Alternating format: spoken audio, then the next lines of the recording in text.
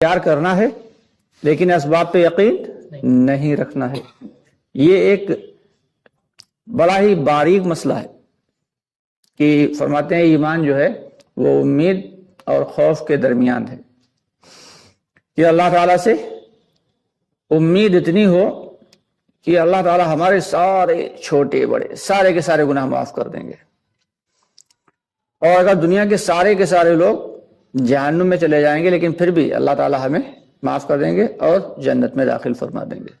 امید اتنی زیادہ ہو اور خوف اتنا زیادہ ہو کہ اپنے چھوٹے اور بڑے گناہوں پہ اتنا آدمی کڑ رہا ہو اور خوف کھا رہا ہو اور ڈر رہا ہو کہ دنیا کے سارے لوگوں کو اللہ تعالیٰ بھلے معاف کرتے ہیں لیکن ہمارے گناہ تو ایسے ہیں کہ اللہ رب العالمین انہیں کبھی معاف نہیں کریں گے.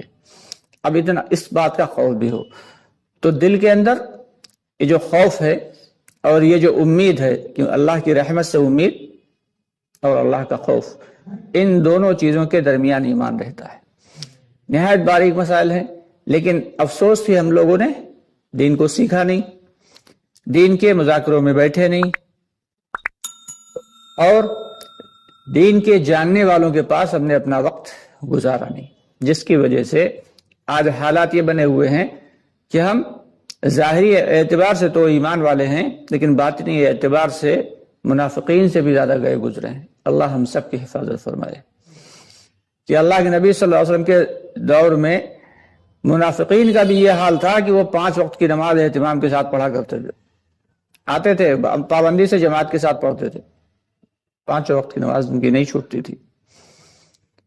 لیکن آج ہم اپنے آپ کو ایمان والا ہونے کا دعوے دار بتاتے ہیں اور جنت کا حقدار بتاتے ہیں، اور اس کے باوجود اللہ کے سب سے بڑے جو عمل ہے اس عمل کو ہی چھوڑے بیٹھے.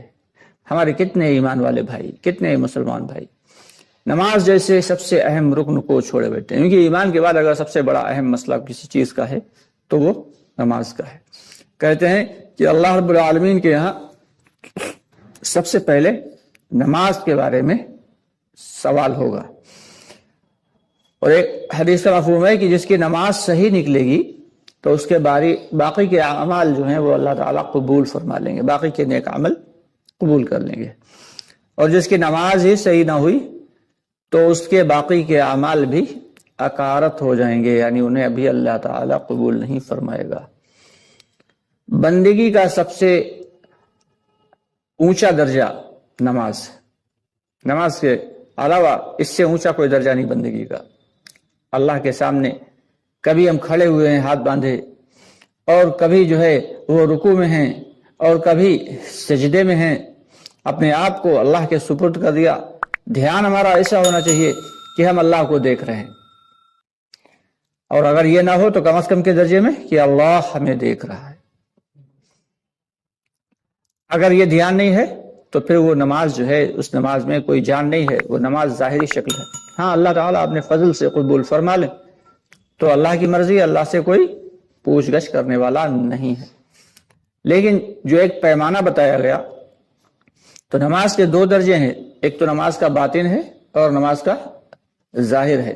ظاہر کے اعتبار سے نماز اہتمام کے ساتھ پڑھی جائے، دوسروں کی فکر کے ساتھ پڑھی جائے، اور مردوں کے لیے باجماعت پڑھی جائے، وقت کی پابندی سے پڑھی جائے، گنڈے دار نہ پڑھی جائے کہ کبھی پڑھ لی اور کبھی چھوڑ دی.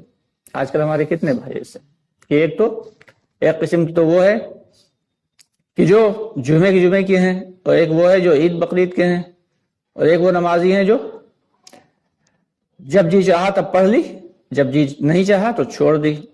اور ایک وہ لوگ ہیں جو 5 وقت کی نماز پڑھتے ہیں. تو سب سے بڑا مسئلہ ان کا ہی ہے کہ 5 وقت فکر کے ساتھ نماز تو پڑھ رہے ہیں لیکن اس بات کو دھیان میں نہیں لا رہے کہ ہماری نماز واقعی نماز بن بھی رہی ہے یا نہیں، اس کی فکر نہیں ہے. کیونکہ نماز پر اللہ رب العالمین کے بہت بڑے بڑے وعدے ہیں. حضرات صحابہ کرام رضی اللہ تعالیٰ عنہ اجمعین کو جب اللہ رب العالمین نے حضور پاک صلی اللہ علیہ وسلم کے ذریعے نماز دی اور آپ صلی اللہ علیہ وسلم نے صحابہ کرام کو بتایا کہ اللہ تعالیٰ نے تمہیں روزانہ 5 وقت کی نماز بتائی ہے، تو صحابہ کرام بے حد خوش ہوئے کہ اللہ رب العالمین سے ڈائریکٹ لینے کا، بلا واسطہ لینے کا ذریعہ مل گیا ہمیں۔ اور انہوں نے پھر کر کے دکھایا، نماز پہ محنت کی، اور نماز پہ ایسی محنت کی کہ کوئی بھی مسئلہ ہوتا تو 2 رکعت نفل پڑھتے اور اللہ سے دعا کرتے اور اپنے مسئلے حل کر لیتے۔ پکا پکایا کھانا منگوا لینا، دسترخوان آسمان سے اتروا لینا، مرے ہوئے بچے کو زندہ کرا لینا، مری ہوئی سواری کو زندہ کرا لینا، بارش میں چلتے ہوئے بھی پانی سے بچ جانا، یہ سب ایک عام سی بات تھی، کہ ریگزار پڑا ہوا ہے۔ حضرت انس رضی اللہ تعالیٰ عنہ کے بارے میں آتا ہے کہ ان کو ایک زمین ملی، ریگزار تھی، وہاں پہ کوئی بھی پانی کا نظم نہیں تھا جو وہاں پہ کھیتی باڑی کی جا سکتی۔ حضرت انس رضی اللہ تعالیٰ عنہ نے مصلی منگایا، 1 لوٹا پانی منگایا، وضو کیا، 2 رکعت نفل پڑھی، اور پھر مصلی ہٹایا دعا کرنے کے بعد، اور غلام سے کہا یہاں پہ کھودو، اس نے کھودنا شروع کیا۔ ابھی اس نے چند ہی کدال مارے تھے کہ پانی کا چشمہ ابل پڑا۔ تو صحابہ رضی اللہ تعالیٰ عنہ نے نماز کو نماز سمجھ کے بنایا تھا۔ ہم نماز کو ایک جو ہے وہ ضروری فریضہ سمجھ کے تو ادا کر کے چلے جاتے ہیں، آخر میں آتے ہیں اور سب سے پہلے نکلنے کی کوشش کرتے ہیں۔ جس دن ہم لوگوں کی نماز صحیح ہو گئی، اس دن سارے کے سارے مسئلے صحیح ہو جائیں گے۔ جس دن ہمارا یقین صحیح ہو گیا، یقین سدھر گیا، اس دن اللہ رب العالمین سارے کے سارے مسائل کو حل فرما دیں گے۔ سب سے بڑی چیز جو ہے وہ یقین ہی ہے، یقین کے ساتھ نماز کو پڑھا جائے کہ اسی نماز سے ہمارے سارے مسائل اللہ رب العالمین حل فرمائیں گے۔ 2 رکعت نفل پڑھیں کھڑے ہو کے، اور دھیان اللہ کی جانب لگا کے توجہ کے ساتھ، اور پھر اللہ سے دعا کریں۔ کام نہیں بنا پھر دعا کریں، پھر کام نہیں بنا پھر دعا کریں، جب تک کام نہ بنے اپنا تب تک اللہ سے دعا کرتے رہیں۔ ہاں، اسباب کو اختیار کرنا ہے، یہ نہیں ہے کہ بنا اسباب کے ہم کسی کام کو۔ ایک صاحب پہنچے ایک بزرگ کے پاس، کہا حضرت دعا فرما دیجئے، ہمارے کوئی بچے نہیں ہے، بچے ہو جائیں۔ کہا ٹھیک ہے۔ پھر تھوڑے دن کے بعد پہنچے، حضرت آپ سے ہم نے کہا تھا دعا کے لیے، دعا فرما دیجئے، ہمارے کوئی بچے نہیں ہیں، بچے ہو جائیں۔ کہا انشاءاللہ ہم دعا کریں گے۔ پھر تیسری مرتبہ پہنچے، کہا حضرت آپ سے ہم نے دعا کی درخواست کی تھی لیکن شاید آپ بھول گئے۔ کہا نہیں، بھولے تو نہیں ہے، دعا تو ہم نے کی تھی، یہ بتاؤ کیا تم نے نکاح کیا ہے؟ کہا نہیں، نکاح تو ابھی نہیں کیا ہے۔ تو انہوں نے کہا جاؤ بے وقوف انسان، پہلے نکاح کرو جا کے، اس کے بعد پھر بچوں کے لیے دعا کرنا۔ تو اللہ نے اسباب اختیار کرنے کا حکم دیا ہے، لیکن اس کے اوپر یقین رکھنا یہ شرک ہے۔ تو ہمیں دین کو سیکھنا ہے اور سیکھ کے دین پہ عمل کرنا ہے۔ آج ہمارے کتنے ایمان والے بھائی ایسے ہیں، کتنے مسلمان بھائی ایسے ہیں کہ جو غسل کے فرائض تک کو نہیں جانتے۔ اللہ کے راستے میں نکلیں تب پتہ چلے گا جب مذاکرہ ہوتا ہے کہ لوگوں کو غسل کیسے کیا جاتا ہے یہ طریقہ نہیں معلوم۔ اور عمر کتنی ہو گئی؟ 40 سال 50 سال۔ وضو کے فرائض کیا ہیں نہیں معلوم۔ یہاں تک کہ جو نمازیں ہوتی ہیں ان نمازوں میں کس نماز میں کتنی رکعت ہوتی ہیں یہ بھی بہت سے نہیں جانتے، اور جو رکعت ہوتی ہیں تو ان میں کون سی سنت ہے، کتنی سنت ہوتی ہیں، کتنی نوافل ہوتی ہیں، کوئی نہیں جانتا۔ اور جو بہت کچھ جانتے ہیں، اتنا کچھ جانتے بھی ہیں، تو ان سے آپ دعائے قنوت سن لیں جو وتر میں پڑھنا ضروری ہے۔ اچھوں کو نہیں یاد ہوتی دعائے قنوت وتر کی۔ کئی مرتبہ تو ایسا ہوا کہ بھائی کیا پڑھتے ہو پھر وتر میں؟ بولے قل هو اللہ پڑھ لیتے ہیں، دعائے قنوت کی جگہ پتہ نہیں کس نے بتا دیا کہ بھائی قل هو اللہ والی سورت پڑھ لو تمہاری وتر کی نماز ہو جائے گی، سوال ہی نہیں پیدا ہوتا۔ اس کے لیے تو علماء کرام نے فرمایا ہے کہ اگر جس کو دعائے قنوت نہیں یاد ہے تو دعا کو سیکھتا رہے، اور ربنا آتنا فی الدنیا حسنہ وفی الآخرۃ حسنہ، یہ نہیں ہے، بلکہ دعائے قنوت سیکھتا رہے اور جب تک یاد نہیں ہو پا رہی پوری تب تک کم از کم کے درجے میں یہ پڑھتا رہے. صرف قل هو اللہ پڑھنے سے کام نہیں چلے گا. تو دین کو ہم نے سیکھا نہیں، علماء کرام کے پاس بیٹھے نہیں، دین کے مسائل کو سمجھا نہیں، جو جی چاہا وہ کیا اور سمجھ یہ لیا کہ ہم دین پہ چل رہے ہیں. تو اس لیے کوشش یہ کرنا ہے کہ دین کو سیکھیں، دین کو سیکھیں اور سمجھیں اور اس کے بعد پھر عمل کریں. اسی لیے یہ جو دعوت کی محنت ہے اس سے چاہا یہ جا رہا ہے. اسی لیے خوبیوں کا منبع جو بتایا، تو سب سے پہلے اس میں کیا ہے کہ ایمان بنے گا، اللہ سے ہونے کا یقین پیدا ہوگا. اس کے بعد پھر نماز کی پریکٹس ہوگی، نماز سیکھنے کی جو ہے، نماز کے مسائل سیکھنے کا موقع ملے گا جب اللہ کے راستے میں جائیں گے اور پھر حالات پڑیں گے اور مشکلات اور پریشانیاں آئیں گی سامنے.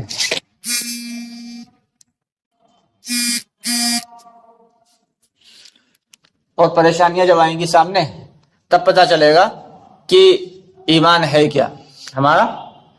اور اس کے بعد پھر جب دعا کریں گے تو اللہ سے، جب دعا کریں گے تو مسئلہ حل ہو جائے گا، اور جب مسئلہ حل ہوئے گا تو اللہ سے ہونے کا یقین ہمارے دلوں میں پیدا ہوگا. اور نماز کے جب مسائل سیکھیں گے اور دل لگائیں گے اور دھیان و توجہ کے ساتھ پڑھیں گے تو ہماری نماز بھی صحیح ہوئے گی. اسی طریقے سے دین کا علم و ذکر کے اعتبار سے اگر دیکھا جائے تو تعلیم میں بیٹھیں گے، بہت ساری ایسی باتیں ہیں دین کی جو ہمیں تعلیم کے ذریعے پتہ چل جائیں گی.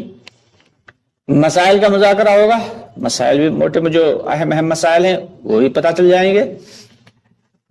اور تسبیحات کی فکر کریں گے، قرآن پاک کی فکر کریں گے تو ہمارا دل اللہ کے دھیان کے اعتبار سے زندگی گزارنے والا بھی بن جائے گا. یعنی ذکر کا بھی ہمارے دل کے اندر اس کی بھی اہمیت آ جائے گی، اللہ کے دھیان کو زندگی گزارنے کی توفیق ملے گی. اور اس کے بعد کیا آتا ہے کہ ہمارے اخلاق بہتر ہو جائیں گے. کئی لوگ لگاتار کئی دن تک ایک ساتھ اللہ کے راستے میں جب رہیں گے اور اللہ کی رضا کے لیے، اللہ کی خوشنودی کے لیے ایک دوسرے کی فکر کریں گے، ایک دوسرے کی خدمت کریں گے اور ایک دوسرے کا بھلا چاہیں گے تو اس سے کیا ہوئے گا؟ آپس میں اتحاد، اتفاق، پیار، محبت، بھائی چارہ پیدا ہوگا. چاہا یہ جا رہا ہے کہ پوری کی پوری امت میں امت پناہ آ جائے. آج تو مسئلہ یہ ہے کہ ہمارے اندر امت پناہ تو کیا، ابھی کنبا پناہ ہی نہیں آ پایا. آپس میں سب نفسا نفسی کا عالم ہے ہر طرف. باپ بیٹے سے ناراض ہے، بیٹا باپ سے ناراض ہے، ماں بیٹی کی چھڑی ہوئی ہے، ساس بہو کی چھڑی ہوئی ہے، پڑوسی کو دیکھے کھایا جا رہا ہے. آخر اس کا ریزن کیا ہے؟ اس کا ریزن یہی ہے کہ ہماری زندگیوں سے دین نکل گیا. جب زندگیوں میں دین تھا تو صحابہ کرام رضی اللہ تعالیٰ عنہم اجمعین کا کیا حال تھا؟ جب تک دین کے اعتبار سے نہیں تھے، دین کے اعتبار سے ان کی زندگی نہیں تھی، تو ایک کا اونٹ دوسرے کے اونٹ سے پہلے اگر پانی پی لیتا تو وہ لڑائی صدیوں چلا کرتی تھی، نسلوں در نسلوں چلتی تھی. مرتے ہوئے بھی تاکید کر کے جاتے تھے کہ بھائی دیکھو فلاں کے ساتھ جو ہے ہماری لڑائی چل رہی ہے، دشمنی چل رہی ہے اور اس کا بدلہ ضرور لے لینا. اور بات کیا ہوتی تھی کہ تیرے اونٹ نے میرے اونٹ کا پانی جھوٹا کر دیا، بس اتنی سی بات ہوتی تھی. اتنی سی بات پہ لمبی چوڑی آپس میں. لیکن وہی صحابہ کرام رضی اللہ تعالیٰ عنہم اجمعین جب دین کے اعتبار سے زندگی گزارنے والے ہوئے تو ان کے اخلاق کا کیا معاملہ کہ ایک صاحب جو ہے پانی لے کے پہنچے تو 3 صحابی جن کا آپس میں کوئی رشتہ نہیں، صرف دینی رشتہ، ایک کو پانی دینے لگے. جب تک پڑوس سے آواز آئی آہ کی تو پہلے والے نے پانی کہا، پانی کو قبول نہیں کیا، کہا ان کو دے دو، شاید ان کو زیادہ ضرورت ہے. پھر ان تک جب پہنچے تو ان کے پڑوس میں ایک صحابی تھے، وہ بھی بہت زیادہ زخمی تھے، ان کے منہ سے آہ نکل گئی تو انہوں نے بھی نہیں پیا، اور اشارے سے کہا کہ ان کو پلا دو، وہ شاید ہم سے زیادہ پیاسے ہوں۔ اور جب ان تک پہنچے تو وہ اللہ کو پیارے ہو چکے تھے، پلٹ کے پیچھے آئے تو باقی دونوں بھی اللہ کو پیارے ہو چکے تھے۔ یعنی وہ لوگ جو ایک دوسرے کے اونٹ کے پانی کو جھوٹا کرنے پہ صدیوں لڑا کرتے تھے، جب دین کے اعتبار سے زندگی ہو گئی تو کیا حالات ہوئے کہ ایک دوسرے کی وجہ سے پیاسے مر گئے، لیکن پانی پینا مرتے وقت بھی گوارا نہیں کیا۔ تو یہ چاہا جا رہا ہے دعوت کی محنت سے کہ سارے کے سارے بھائیوں میں آپس میں اتحاد، اتفاق، بھائی چارہ، محبت پیدا ہو جائے۔ تو دعوت کی یہ عالی محنت سے جب ہم جڑیں گے تب پھر یہ صفات ہمارے اندر پیدا ہونا شروع ہوں گی۔ آج تو ہمیں ابھی اپنے ماں باپ کے حقوق نہیں معلوم، بیوی بچوں کے حقوق نہیں معلوم۔ ایک لڑکے کی شادی ہوتی، جب تک شادی نہیں ہوئی تب تک سب سے اہم جو تھی وہ اماں ہی تھیں، اور جب شادی ہو گئی تو اماں کو لات ماری، کنارے کیا، اب سب کچھ بیوی ہو گئی۔ جبکہ ماں کے اپنے الگ حقوق ہیں اور بیوی کے اپنے الگ حقوق ہیں۔ ایسے بھی حالات سامنے آئے کہ کچھ لوگ اتنے زیادہ فرما بردار بن گئے کہ بیوی کے حقوق کو ادا نہیں کر رہے ہیں، لیکن جو کچھ ہے ماں ہی ہے۔ تو اللہ رب العالمین نے ماں کے حقوق کے اعتبار سے وہ الگ ہیں اور بیوی کے حقوق الگ ہیں، دونوں کے حقوق کو پہچاننا ہے، ان کو پورا کرنا، ان کو ادا کرنا ہے۔ یہ ہے دین۔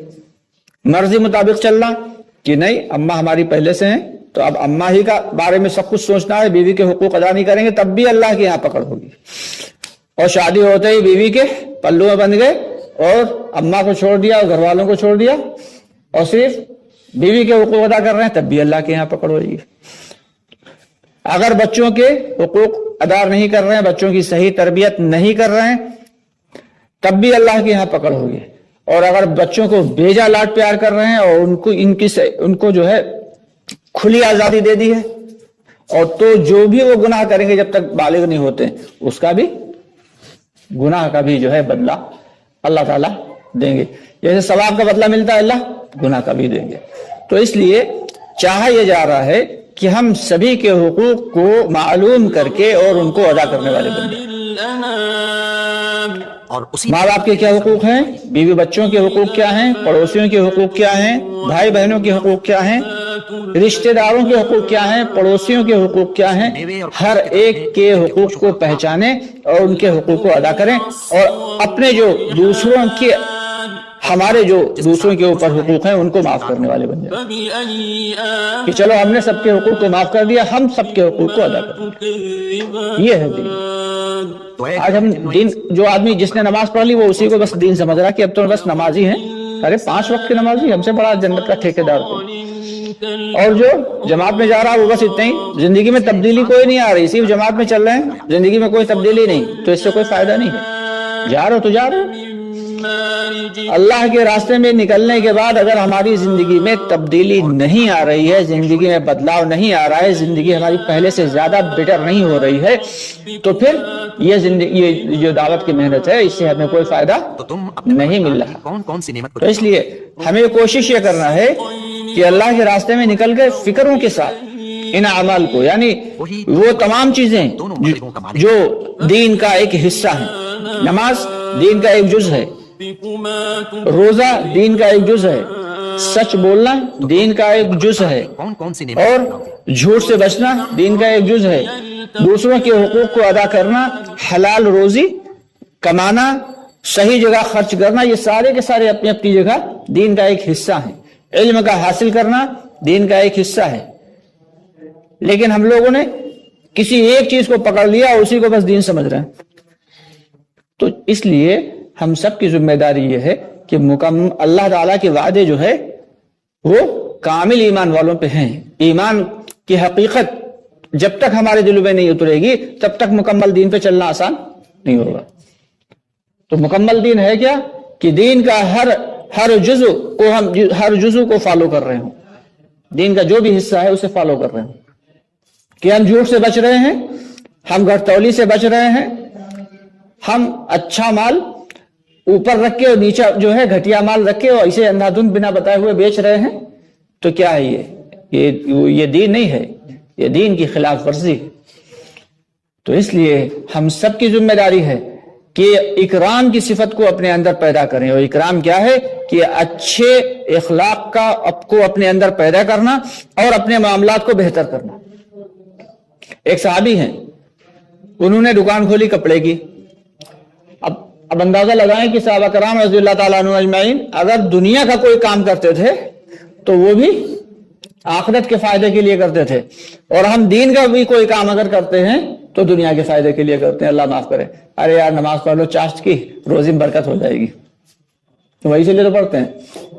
अरे जो है फला काम कर लें तो इससे क्या होगा, रिस्क में बरकत हो जाएगी, उम्र में बरकत हो जाएगी, 2 रकात नफिल पढ़ लो तो तबीयत सही हो जाएगी। नहीं भाई, सहाबा कराम रज़ियल्लाहु ताला अन्हुम अजमाइन तो अगर कोई दुनिया का काम करते थे वो भी आखिरत के लिए करते थे। एक सहाबी ने दुकान खोली कपड़े की, दुकान खोलने के बाद और दुकान उनकी बहुत अच्छी चलने लगी, कम प्रॉफिट पे। कारोबार के कुछ उसूल बताए गए हैं। हजरत अब्दुर्रहमान बिन औफ रज़ियल्लाहु ताला अन्हु इतने मालदार थे कि शायद आज के दौर में उनके जैसे इतना बड़ा मालदार कोई नहीं होगा। तो उन्होंने जो दीन के उसूल, जो कारोबार के उसूल बताए, वो क्या बताए कि कभी भी उधार खरीद के ना तो उधार खरीदो और ना उधार बेचो, हमेशा नकद खरीदते थे, नकद बेचते थे, और कम से कम प्रॉफिट पे बेचते थे। आज देख लो हमारे ईमान वाले भाई, दुकानों के ऊपर बोर्ड लगे हुए हैं, बिका हुआ माल वापस नहीं होगा। उन्होंने उसूल बताया था कि बिका हुआ माल फौरन वापस कर लो। तो उन साहबी ने कपड़े की दुकान खोली, और उनकी दुकान बहुत अच्छी चल निकली, थोड़े दिन तक चलती रही। उसके बाद फिर एक दिन अचानक उनके पास एक आदमी आया, कहने लगा, हजरत ये आपके पास हम आए थे, आपके पास से ये कपड़ा ले गए थे, और ये कपड़ा जो है, ये कपड़ा पसंद नहीं है, तो इसे हम चाहते हैं कि इसको जो है आप वापस कर लें। तो बड़ी खुशी के साथ, खुशदिली के साथ कहा हाँ हाँ बिल्कुल, ऐसा लग रहा है जैसे इसी इंतजार में बैठे थे। उसे लिया और कपड़ा वापस किया। कहा इसके बदले पैसे दे दें या यही कपड़ा दे दें? कहा नहीं, कपड़ा नहीं चाहिए मुझे, पैसे दे दीजिए। पैसे दे दिए वापस, पैसे दे दिए, लेके चले गए। दुकान शटर जो है डाउन कर दिया, दुकान बंद। लोगों ने कहा हजरत इतनी अच्छी दुकान चल रही थी, आपने दुकान क्यों बंद कर दी? फरमाया हमने दुकान इसलिए थोड़ी लगा रखी थी कि हम इससे दुनिया कमाएंगे। अल्लाह के नबी सल्लल्लाहु अलैहि वसल्लम से हमने सुना था, हदीस शरीफ का मफहूम बताया कि हदीस शरीफ बताई, हम उसका मफहूम बता रहे हैं कि जो शख्स बिका हुआ माल खुशदिली के साथ वापस ले ले तो अल्लाह रब्बुल आलमीन उसे जन्नत में महल अता फरमाएंगे। बोले हमें जन्नत में महल चाहिए था, इसलिए हमने ये दुकान खोली थी। अब अंदाजा लगाएं वो कामयाब थे, उनके क्या दर्जात थे, वो हमारे क्या मामला थे कि दुकानों पे बोर्ड लगे हुए, बिका हुआ माल वापस नहीं होगा। चाहते हैं मदद हमारी वैसी हो, कैसी हो जाएगी भाई? अपने अंदर इखलाक तो पैदा करें, अपने अंदर वैसे मामलात, वैसे हालात पैदा करें, फिर देखो अल्लाह की मदद आती नहीं आती। हर अमल सिर्फ और सिर्फ अल्लाह की रजा के लिए हो। जो भी हो, जो कुछ भी है, जो भी नेक अमल कर रहे हैं, सिर्फ और सिर्फ अल्लाह की रजा के लिए, कि हमारा अल्लाह हमसे खुश हो जाए, हमारा पड़ोसी खुश हो जाए नहीं, हमारे अम्मा अब्बा खुश हो जाए नहीं, हमारे घर वाले खुश हो जाए नहीं। वो तो खुश होंगे ही, जब अल्लाह खुश होगा तो बाकी सब खुद ब खुद खुश हो जाएंगे। तो दावत की मेहनत से ये चाहा जा रहा है कि हम सारे के सारे लोग इस दावत की आली मेहनत से लगें और इसके जरिए अपने अंदर खूबियां पैदा करें। कि सूरज के अंदर नूर है, रोशनी है, तो जब सूरज निकलता है तो सारे के सारे आलम में रोशनी ही रोशनी बिखेर देता है, रोशनी ही रोशनी, नूर ही नूर बिखेर देता है। और रात के अंदर जुल्मत है, अंधेरा है, तारीकी है, तो जब रात होती है तो सारी दुनिया में पूरी की पूरी कुर्रा अर्ज के ऊपर क्या होता है, फिर तारीकी फैल जाती है। तो अगर अभी आज से कल हमारे अंदर, हमारे दिलों में क्या है, हमारे अंदर नूर है ही नहीं, सिफात है ही नहीं। जब जिस दिन सिफात पैदा हो जाएगी मुसलमानों वाली, ईमान वालों की, तो उस दिन फिर गैरों के लिए जरिया बन जाएगा। اسلام جو ہے وہ غیروں کے لیے ذریعہ بن جائے گا. اور صحابہ کرام نے یہی تو کیا کہ ان کے اندر خوبیاں تھی، صفات تھی، علم حاصل کیا انہوں نے، اور جتنا علم حاصل کیا اس پہ عمل کیا. آج نہ تو ہم دنیا کا علم حاصل کرتے ہیں نہ ہی دین کا. تو جب علم نہیں ہوگا، اور علم کے بنا آدمی کیا ہے؟ جاہل انسان کسی جانور کی طرح ہے، اسے کسی چیز سے کوئی مطلب نہیں. تو اس لیے چاہا یہ جا رہا ہے کہ ہم علم حاصل کریں، دین کا بھی اور دنیا کا بھی، دونوں اعتبار سے. علم و ہنر، جہاں بھی آتا ہے علم و ہنر. جو دین کا علم ہے اسے علم کہیں گے، جو دنیا کا علم ہے اسے کیا کہیں گے؟ ہنر کہیں گے. تو علم و ہنر دونوں چیزیں حاصل کرنا ہے.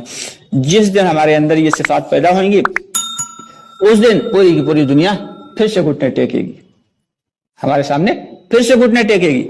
تو فکر کرنا ہے ہمیں اس بات کو کہ ہم دعوت کی اس اعلیٰ محنت میں کے ذریعے اپنے اندر صفات پیدا کریں، اپنے اندر خوبیاں پیدا کریں. جو خوبیاں دین کے اعتبار سے صحابہ کرام نے فکروں کے ساتھ